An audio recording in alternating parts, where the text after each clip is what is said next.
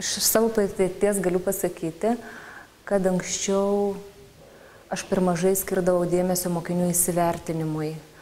Stengdavaus daugiau pateikti medžiagos ir vis pritrūkdavo laiko. Man atrodo, kad tai yra labai svarbu ir kiekvienas mokytojas pamokos gale turėtų pažiūrėti, kaip jam sekėsi pasiekti savo uždavinį ir svarbiausia, vaikai turi pamatyti, kaip jam sekėsi šitoje pamokoje. Taigi, mūsų pamokos tema bus kiekybinė mišinių sudėtis, uždavinių sprendimas.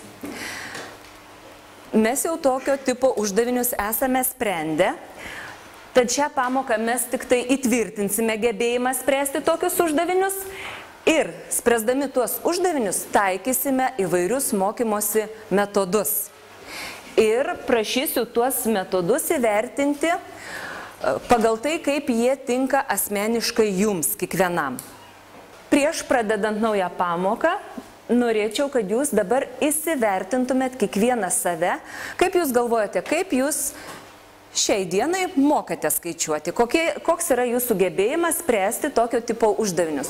Ant stalų jūs matote spalvotus tokius mažus lapelius, paimkite po vieną lapelį, užrašykite savo vardą ir atnešite čia priklijuoti šitam popieriaus lape.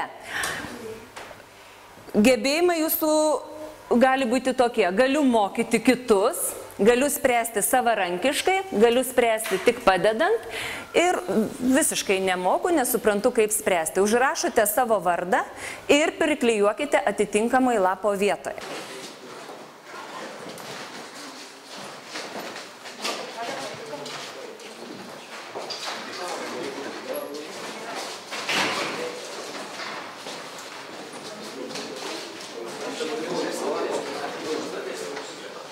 Džiaugiuosi, kad po praeitos pamokos nėra nei vieno mokinio, kuris visiškai nemokėtų spręsti.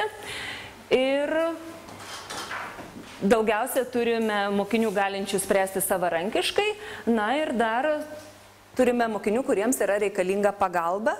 Ir aš manau, kad šią pagalbą jūs šiandien gausite iš savo draugų, kurie gali padėti kitiem. To, kaip paprašysiu jūsų dar įsivertinti, ar pasikeitė po šios pamokos jūsų gebėjimas spręsti uždavinius? Prieš pamoką jūs vertinote save šitaip. Aš noriu, kad jūs ateitumėte prie šito lapo ir jeigu jūsų gebėjimas pasikeitė, kad perkeltumėt į kitą vietą. Galbūt jūs pastebėjote, kad save vertinote per gerai, o gal kaip tik jūsų gebėjimas pasikeitė į geresnę pusę. Tai dabar prašysiu visų ateiti ir perdėti savo lapelius. Pradėsime mes nuo šito stalo. Kviečiu aš jūs visus perdėti savo lapelius, jeigu jūsų pasikeitė gebėjimas. Ar pasikeitė? Nepasikeitė. Tebesat tame pačiame lygyje. O koks buvo tavo lygis? Galiu mokyti kitus, o jūsų? Savarankiškai. Ir kol kas mokyti kitų dar negalite. Egidijaus? Savarankiškai spręsti. Prašom jūsų.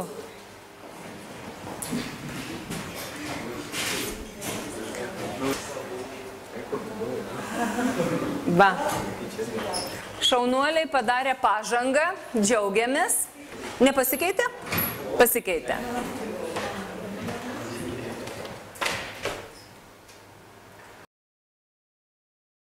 Aš labai džiaugiuosi, kad pažanga šiokia tokia yra. Šita pamoka parodė, kad mes dar turime padirbėti, ar ne? Ir aš supratau, kad jūs dar nelabai gerai esate įsisavinę, kur yra grynoji medžiaga, o kur yra mišinys. Pradžios yra vertinau tuo, kad jau žinojau visas formulės, jau galėjau jas spręsti, o pamokos pabaigoje jau buvau viską išmokusi gerai ir galėjau, jeigu dabar reikėtų, padėčiau ir kitiems. Aš įsivertinau save pamokos pradžioje, kad galiu dirbti savarankiškai ir pabaigoje pamokos taip pat įsivertinau, kad galiu irgi dirbti savarankiškai, nes dar kitų negalėčiau išmokyti. Pamokos pradžioje aš įsivertinau save, jau galiu mokyti ir kitus, o pabaigoje jau esant prie lentos, jau galvojau dėti ant to, kad galiu savarankiškai dirbti, bet ne, galvoju, įsivertinu, kad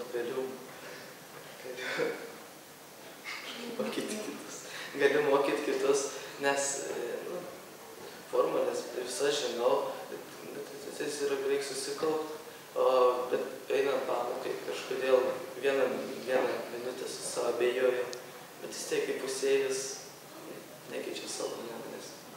Labai džiaugiuosi, kad nebuvo nei vieno mokinio, kuris visiškai nemokėtų spręsti šio tipo uždavinių, o dar labiau džiugu, kad keletas mokinių pagerino savo gebėjimą spręsti ir tie, kurie prieš pamoką sakė, kad jie gali spręsti tik padedant draugui, po pamokos jie jau perkelė savo lapelį į tą sritį, kur buvo parašyta, kad galiu spręsti savarankiškai. O keletas mokinių, kurie galėjo spręsti savarankiškai, nusprendė po šios pamokos, kad jie jau gali mokyti kitus. Tai labai smagu.